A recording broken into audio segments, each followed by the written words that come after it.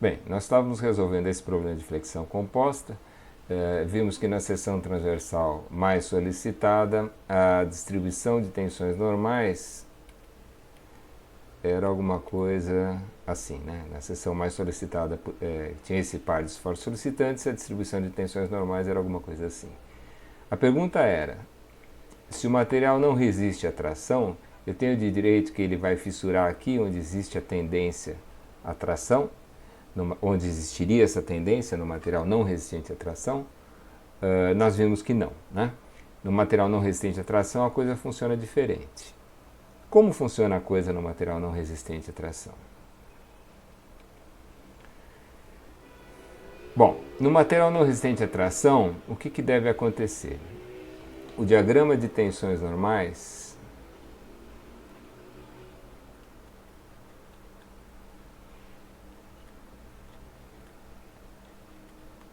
é tal que... Quais devem ser as características do diagrama de tensões normais no material não resistente à tração? Bom, só podem existir tensões de tração, né? É tal que só há tensões de compressão.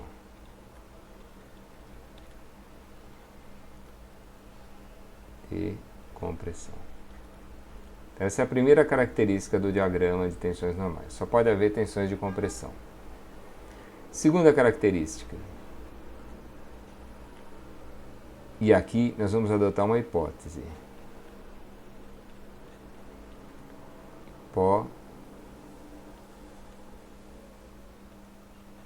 Hipótese. A distribuição é linear.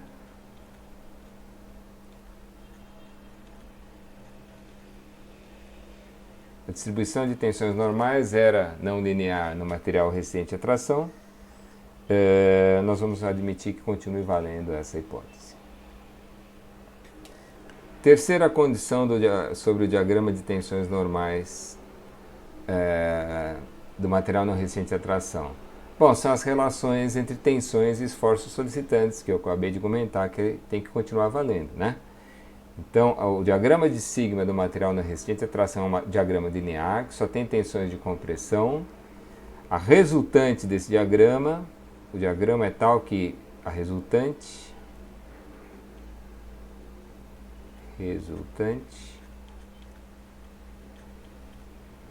é a força normal.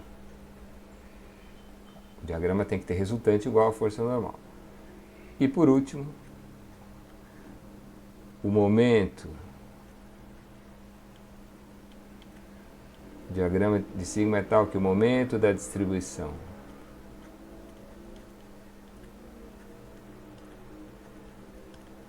em relação a Z, que é o eixo que passa pelo centro de gravidade, é o momento fletor M. São essas as quatro condições, tá? Então nós estamos buscando um diagrama de tensões normais linear, que só tem a tensão de compressão, cuja resultante seja igual à força normal e cujo momento em relação ao eixo Z seja igual ao momento fletor. Tá? É alguma coisa assim, ó. No nosso problema, esse é o par, momento fletor, força normal. E eu estou procurando um diagrama de tensões normais que tenha só tensão de compressão para o material não resistente à tração, né? Olha, eu vou fazer o seguinte. Primeira providência, assim que a gente costuma raciocinar com material não resistente à tração, é mais fácil pensar nisso, dessa forma vocês já vão entender por quê, é o seguinte. Eu vou transformar esse par momento normal em uma compressão excêntrica. Vejam se vocês concordam. Aplicar esse par momento fletor e força normal na altura do centro de gravidade é a mesma coisa que aplicar a força normal com uma excentricidade aqui. Imaginem a força normal. Eu vou botar letras só para gerar fórmulas que são mais gerais. Essa aqui é a força normal, né? Ela vale 360. Aplicar esse par é a mesma coisa que aplicar a força normal com uma excentricidade equivalente.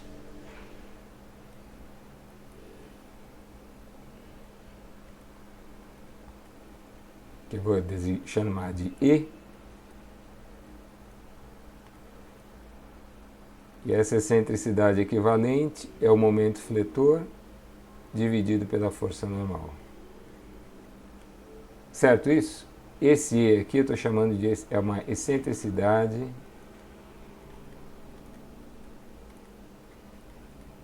equivalente.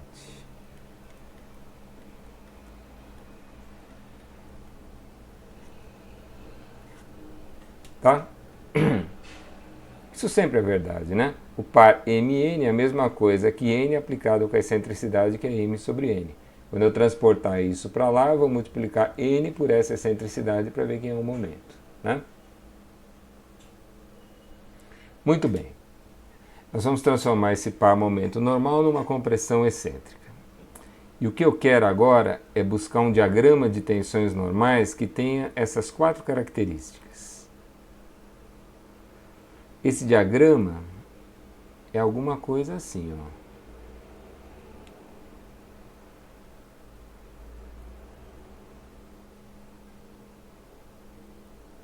Não é isso? Esse é um diagrama linear que só tem tensões de compressão. Aqui, ó, deixa eu só deixar isso bem claro. A gente está acostumado a desenhar compressão para dentro da seção e a tração para fora, né? Mas aqui eu acho que fica mais claro se a gente desenhar tudo assim para fora.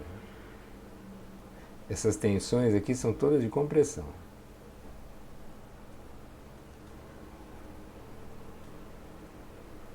Tá? Então esse é um diagrama linear, só com tensões de compressão. E para que ele seja a solução do nosso problema, é preciso que a resultante seja a força normal e que o momento em relação ao eixo Z seja o momento fletor. Né? Se esse diagrama atender essas 4 soluções, ele é a solução do problema. E, a princípio, essa região aqui seria uma região fissurada. As tensões vão se desenvolver só nessa parte de baixo da seção. Tá? Percebam que ao fazer essa figura, eu já satisfiz as 2 primeiras condições. É um diagrama que só tem tensões de compressão e é um diagrama com distribuição linear. Falta satisfazer as 2 outras condições. Agora eu pergunto, de quantas variáveis eu preciso para caracterizar completamente essa distribuição? Não são 2? Eu preciso dessa profundidade aqui, que eu vou chamar de C.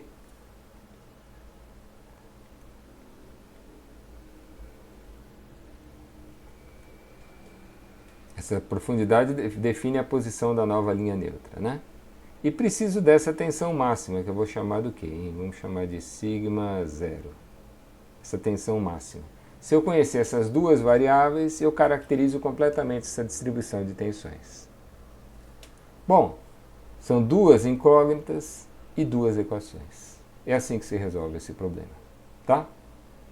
Então vamos resolver o problema nesse caso em especial. Olha, eu preciso que a resultante desse diagrama de tensões normais seja a força normal. É aquela condição que eu chamei de C. C. Nós vamos impor a condição C, escrevendo assim. Ó. A resultante desse diagrama tem que ser igual à força normal. Como é que eu calculo a resultante desse diagrama, hein? É a área dessa figura, que é sigma zero vezes C dividido por 2, vezes a largura da seção transversal, né? Então, é esse B aqui, ó, a largura da seção transversal. Lembre-se de que a resultante é o volume, não é a área daquela figura. Então, é sigma zero vezes C dividido por 2, vezes essa largura que é B. Tá? Isso aqui tem que ser igual à força normal.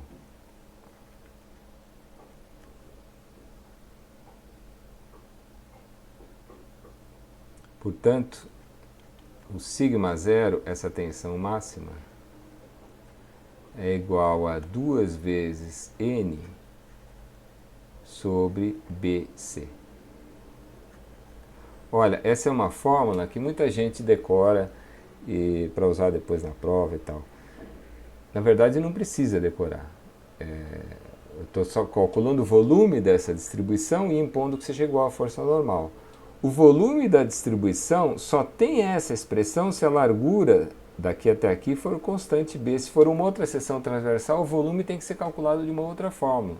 Tá? Então essa fórmula só vale para a seção transversal tal que a largura nessa parte comprimida seja constante. Por exemplo, a seção retangular. Né? Mas poderia ser também uma seção T, em que a largura é constante daqui para baixo, em um certo valor, e daqui para cima ela é maior. O que importa é que a largura seja constante ao longo dessa distribuição. É mais fácil a gente montar essas equações na hora do que usar a fórmula. Tá? Bom, então essa é uma primeira equação. E a segunda equação? A segunda equação é aquela que diz que o momento dessa distribuição em relação ao eixo Z tem que ser o momento fletor.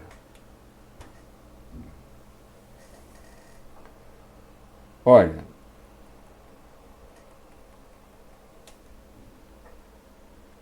nós vamos fazer isso de um jeito surpreendentemente simples. Como é que eu preciso que o momento dessa distribuição aqui em relação ao eixo Z seja o momento fletor M, não é? Como é que eu calculo o momento dessa distribuição em relação ao eixo Z? Bom, eu posso substituir a distribuição pela resultante aplicada no centro de gravidade da distribuição, não é verdade?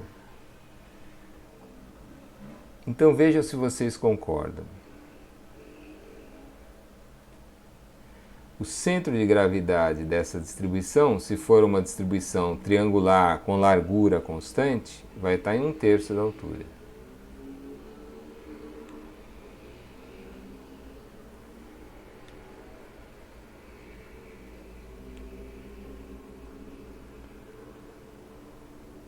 Aqui, mais ou menos em 1/3 de C, vai estar o centro de gravidade da distribuição.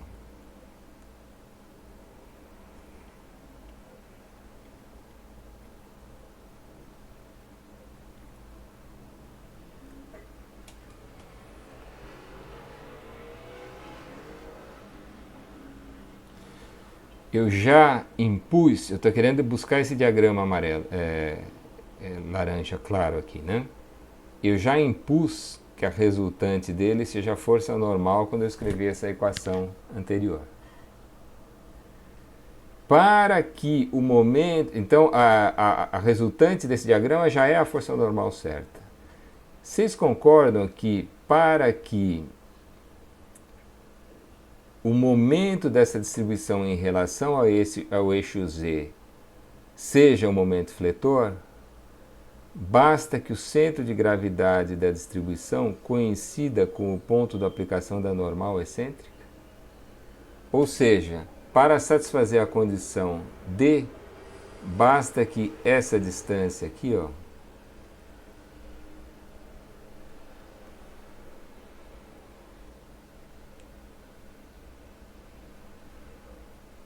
isso aqui é metade da altura da seção, né?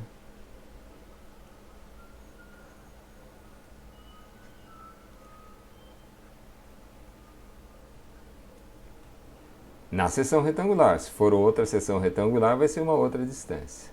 Mas o que eu quero dizer é o seguinte.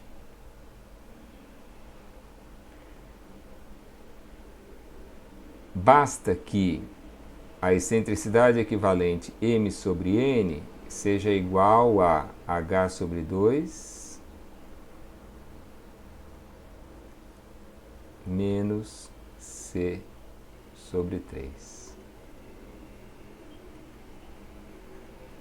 Isso tem que ser igual à excentricidade equivalente.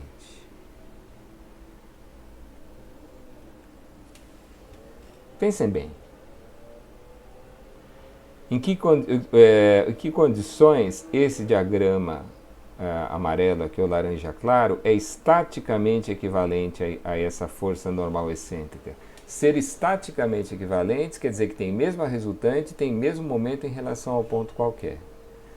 Bom, esse diagrama aqui é estaticamente equivalente a essa força se o volume do diagrama for a força, né, a resultante for a força, e se o centro de gravidade da distribuição estiver nessa altura. Tá certo isso? Não é assim que a gente calcula o momento de uma distribuição em relação a um ponto qualquer? Não é imaginar a resultante no centro de gravidade da distribuição? Então, para que essa distribuição seja estaticamente equivalente a essa força, é preciso que o centro de gravidade dela coincida com a posição dessa força. Só nessas condições é que o momento dessa distribuição em relação a um eixo qualquer, em particular o eixo z, vai ser igual ao momento dessa normal aplicada com essa excentricidade. O centro de gravidade da distribuição tem que ser igual à posição da normal excêntrica, para que uma seja equivalente à outra, uma vez que as duas resultantes sejam iguais. Tá certo isso? Então daqui sai a outra fórmula, que outra vez só vale nesse contexto, se a largura for constante, se a posição até o centro de gravidade for h sobre 2, ou seja, para a seção retangular vale sempre. Mas se for para uma outra seção, eu tenho que adaptar essas fórmulas, né? Mas o conceito é sempre o mesmo, é buscar uma distribuição de tensões normais cujo volume seja a força normal e cujo centro de gravidade coincida com o ponto de aplicação da normal excêntrica. Aí eles são estaticamente equivalentes, né? Então aqui vocês poderiam até escrever, olha, o C sobre 3 seria H sobre 2 menos M sobre N, né? Então C seria 3 vezes H sobre 2 menos M sobre N. Acho que é isso, né? 3 vezes H sobre 2 menos M sobre N, tá? Então, com essa, primeiro eu uso essa equação, calculo C. Tendo C, eu substituo aqui em cima e calculo o sigma zero. Tá bom? Olha, eu costumo nem fazer, nem usar essas duas equações, eu uso só uma. Olha, eu olho aqui para esse problema e percebo. Como é que eu faria nesse problema? Eu faria assim, vou fazer outra figura.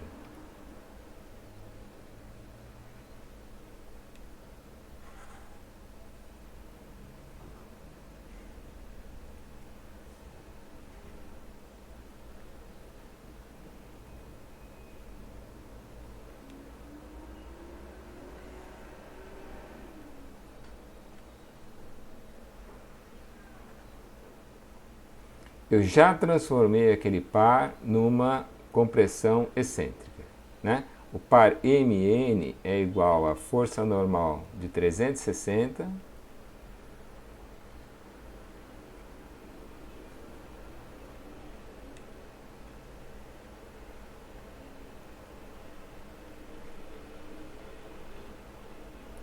aplicada com uma excentricidade que vale 10.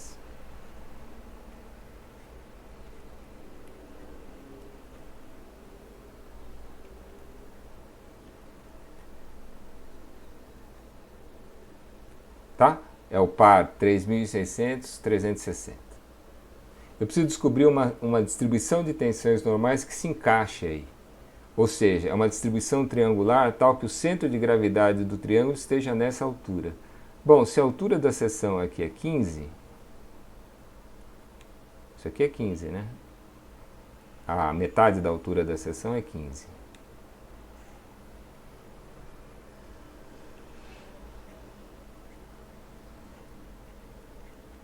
E isso aqui vale 10, o centro de gravidade do triângulo está aqui, está 5 da base.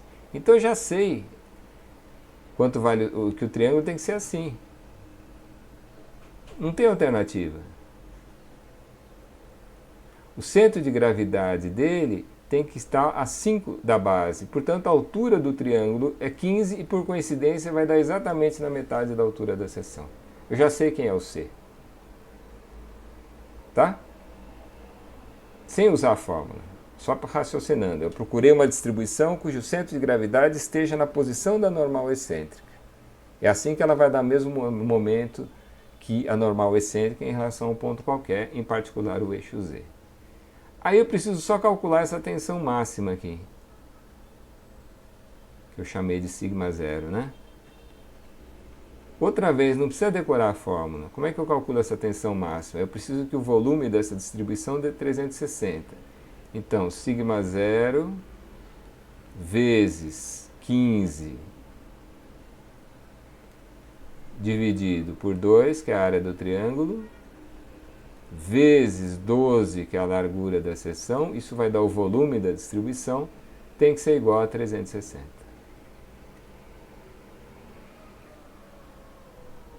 Tá? Então isso aqui dá 60 dividido por 15, vai dar 4.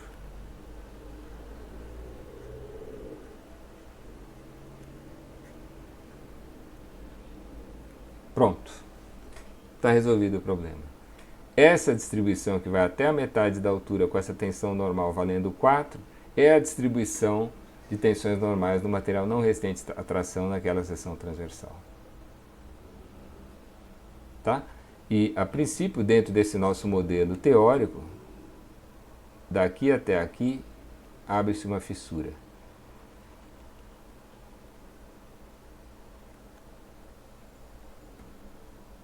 Tá certo? Comparem essa distribuição aqui com a tensão do material resistente à tração.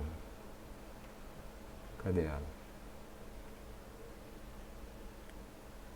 No material não resistente à tração, a tensão máxima dava 3 e a linha neutra estava aqui. No material não resistente à tração, houve uma redistribuição das tensões normais. A tensão normal máxima passou a ser 4 e a linha neutra desceu, ela veio parar aqui. A fissura é maior do que eu imaginava, daquela minha maneira errada, né? De que o diagrama de tensões normais do material não resistente seria a parte comprimida do diagrama do material resistente. A fissura é maior do que a parte tracionada do diagrama do material resistente à tração. Existe uma redistribuição das tensões. Tá? Se vocês voltarem aqui nessa primeira figura, vamos desenhar o diagrama de tensões normais aqui, como é que é a distribuição de tensões normais para o material não resistente à tração. Nessa seção que é a que nós estamos analisando, a tensão normal máxima foi aqui embaixo, valendo 4. E daqui até aqui ocorre uma fissuração, dentro desse nosso modelo simplificado. Né? O material fissura daqui até aqui, só tem a parte comprimida do diagrama. Tá certo? Bom, digamos que eu queira descobrir a extensão dessa região fissurada. O que acontece no resto da viga? Nosso raciocínio é de material não resistente à tração. Então vamos voltar a essa figura aqui.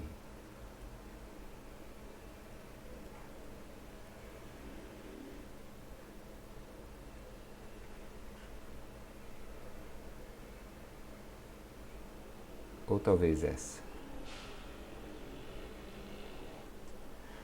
O que acontece quando eu vou caminhando para a direita naquela viga? O momento fletor diminui.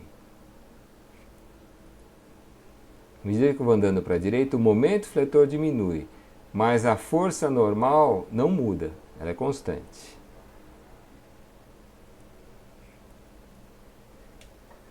Então pense um pouco, o que vai acontecer com essa compressão equivalente em outras seções transversais? A força normal continua sendo 360, mas se o momento fletor diminui, a excentricidade equivalente da normal, da compressão excêntrica, diminui. Não é? Se o momento é menor, a excentricidade equivalente da compressão excêntrica diminui. Se a excentricidade equivalente da compressão excêntrica diminui, ela se aproxima do centro de gravidade, então o centro de gravidade do triângulo da distribuição de tensões sobe também. Essa distância C aqui vai aumentar, não é? Tá certo isso? Isso aqui é confuso, hein? Se a excentricidade equivalente da compressão excêntrica for maior, o triângulo ele vai ficar assim, ó. Ele vai ter que subir. Fazendo um traço mais fino. Ele vai ter que fazer assim. Né? Para que o centro de gravidade suba e acompanhe a nova compressão excêntrica que estaria, por exemplo, aqui.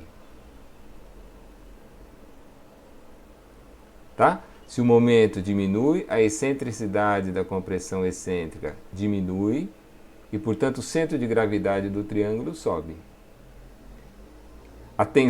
O volume dessa distribuição continua sendo o mesmo, porque a força normal não muda. Então, se essa altura subiu, a tensão máxima diminui.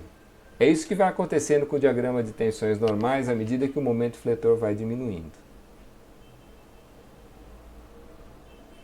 A fissura vai diminuindo à medida que eu vou me afastando do engastamento. Quando o momento fletor é menor, a região fissurada é menor, né? Qual seria a excentricidade equivalente para que qual seria o momento fletor que faz com que a fissura tenha tamanho zero? Ou seja, a partir daquele momento fletor começa a haver fissuração. Bom, se a fissura tem tamanho zero, agora vamos usar aqueles atalhos que nós estudamos anteriormente.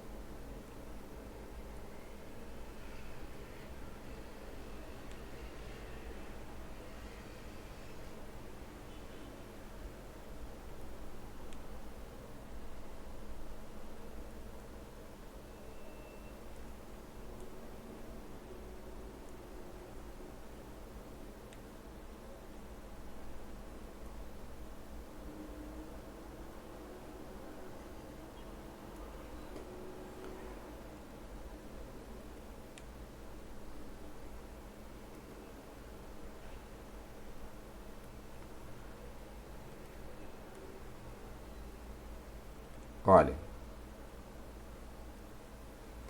em todas as seções transversais a gente tem a mesma força normal.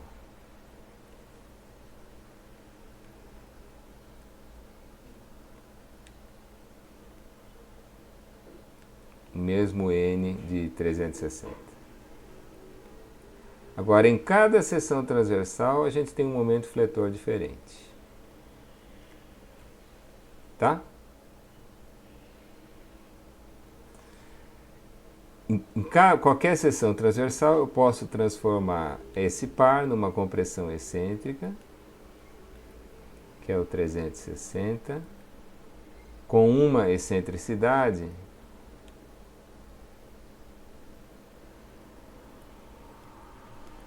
que vale o momento fletor. Essa excentricidade equivalente aqui é o momento fletor. Saudade da lousa. Essa excentricidade aqui é o momento fletor dividido pela força normal 360. Tá? Então, quanto menor o momento fletor, menor essa excentricidade, mais sobe o diagrama de tensões normais. Eu vou chamar de M índice F o momento a partir do qual existe a fissuração, começa a fissuração. Vocês concordam que quanto menor o momento, mais essa compressão excêntrica sobe, mais sobe o triângulo das tensões, né? E o momento MF é aquele que faz com que a distribuição de tensões normais seja exatamente assim.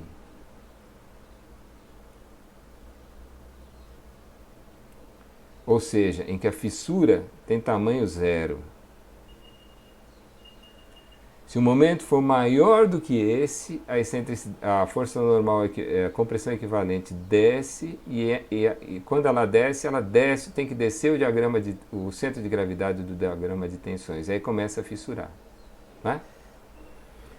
Eu pergunto para vocês, numa seção retangular, qual é a excentricidade que faz com que a linha neutra tangencie o contorno da seção transversal? Não é do núcleo, contorno do núcleo central de inércia? Ou seja, o MF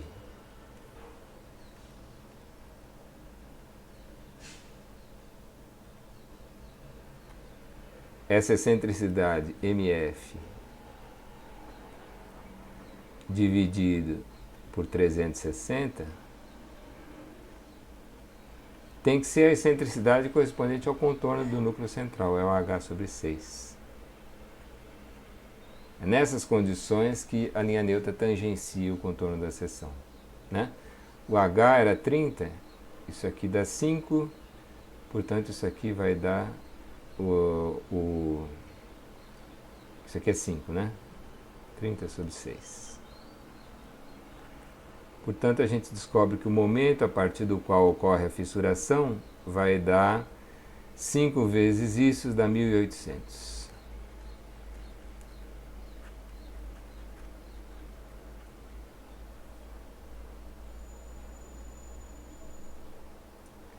Portanto, voltando a essa primeira figura, quando o momento for 1.800 é que começa a fissuração. O momento 1.800 é metade desse aqui. Isso vai acontecer no metade do comprimento da viga. Aqui que ele vale 1.800. Ou seja, nessa seção transversal, a distribuição de tensões normais vai ser triangular e a linha neutra vai estar lá em cima.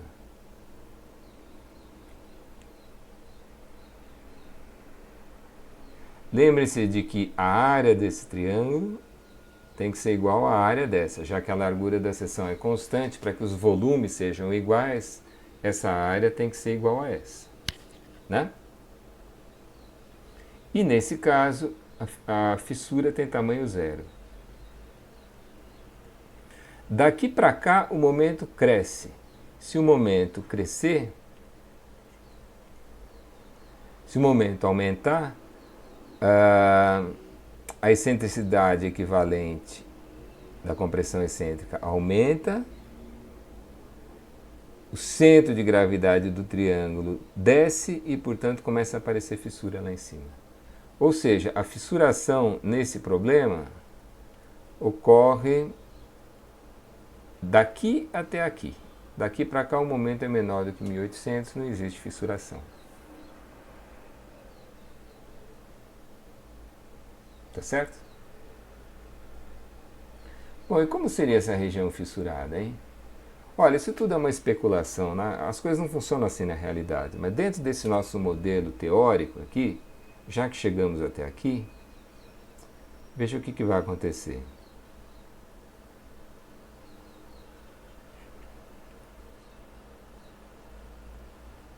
Vejam essa fórmula aqui. C define essa profundidade, né? Aqui, ó, é a altura da seção, que é uma constante. Aqui é a força normal, que é uma constante também. Então, a profundidade da linha neutra depende da seção transversal da mesma forma que o momento fletor depende da seção transversal. Ou seja, se o momento variar linearmente de uma seção para outra, a profundidade da linha neutra vai variar linearmente também. O tamanho da fissura é a altura da seção transversal menos a profundidade da linha neutra. Então também o tamanho da fissura vai ter o mesmo tipo de lei de variação com x que o momento fletor. Se o momento varia linearmente, o tamanho da fissura varia linearmente. Então, dentro desse nosso modelo simplificado, essa fissura é assim, ó. Como o momento varia linearmente nesse trecho, é assim.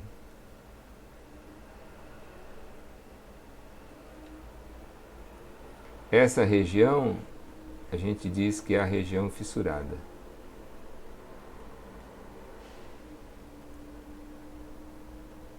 Dentro desse modelo, né?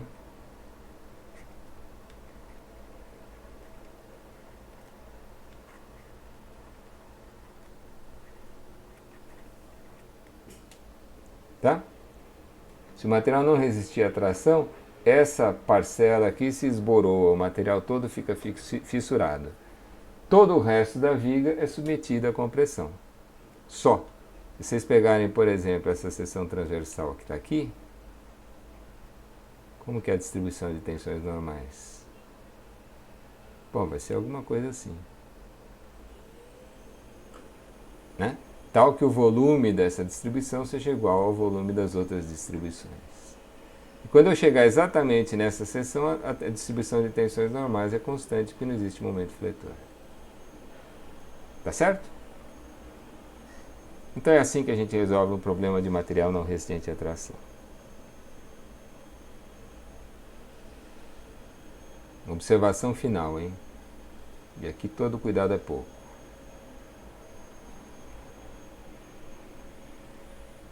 Nessa região em que não existe fissuração, valem aquelas fórmulas. A tensão normal é a força normal dividido pela área, mais o momento fletor dividido pelo momento de inércia vezes y. Tá? É aquela fórmula normal da flexão composta. Onde não houver fissuração, vale a flexão composta do jeito que a gente sabia fazer. Agora, onde existe fissuração, o raciocínio tem que ser diferente, né? Se existe fissuração, essas fórmulas não valem mais. O sigma não é mais o N sobre o A mais M sobre IZ vezes Y. Isso não é mais verdade. A teoria é outra. Quando existe fissuração, a gente tem que raciocinar dessa outra forma que eu mostrei para o material não resistente à atração. Não valem mais aquelas formas. Tá? O problema é que a gente, a princípio, não sabe se fissurou ou não, né? Então, qual seria uma abordagem adequada para esse problema? Façam o que foi feito aqui. Peguem a seção transversal mais solicitada, imaginem, estou pensando no material não resistente à atração, imaginem a possibilidade dela estar fissurada. Determine o diagrama de tensões normais usando aquelas 4 ideias lá que eu mostrei. Se ao final desse processo vocês perceberem que realmente existe uma região fissurada, aí vocês continuam o problema do jeito que eu fiz aqui. Mas se ao final daquele processo vocês perceberem que não existe fissuração, aí tudo bem, é uma flexão composta normal e o problema pode ser resolvido usando essa fórmula. Tá bom?